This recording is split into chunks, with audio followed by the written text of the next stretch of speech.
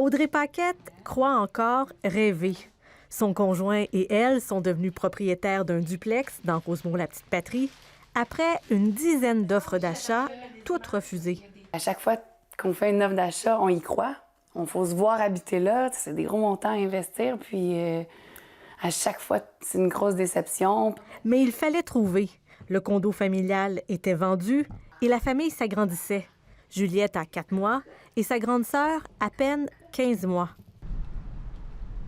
Audrey Paquette est entrée, bien malgré elle, dans la spirale de la surenchère. On a été visité par téléphone avec notre agente, puis on a mis 100 000 au-dessus, puis on l'a pas eu. Donc ici, la chambre de Juliette. La famille a finalement acheté une propriété des mains d'une succession, sans surenchère.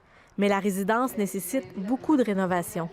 La dernière année, on a vraiment vu un changement, c'est-à-dire qu'on avait le temps de faire les visites. Maintenant, c'est rendu qu'on fait des promesses d'achat sans faire les visites. Le marché immobilier montréalais est en surchauffe, selon ce courtier immobilier. Une situation attribuable, entre autres, au plein emploi et à l'économie qui va bien. On regarde versus 2018 à 2019, on voit vraiment qu'il y a beaucoup de quartiers où il y a des baisses drastiques de disponibilité de propriétés. C'est ce qui cause la surenchère. Moins de propriétés disponibles, toujours des acheteurs qui sont à la recherche, donc ça crée un effet de rareté. Dans le Grand Montréal, le prix des propriétés ne cesse d'augmenter.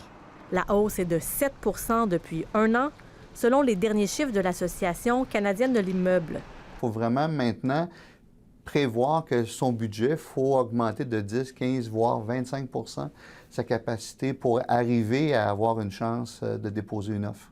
La surenchère atteint même le marché immobilier de la Rive-Sud, selon cette courtière. De plus en plus, les gens veulent sortir de Montréal. Le prix des propriétés est plus intéressant et il y a quand même du transport en commun. Après près d'1 an de stress et d'incertitude, Audrey Paquette a bien hâte d'emménager avec sa petite famille au rez-de-chaussée.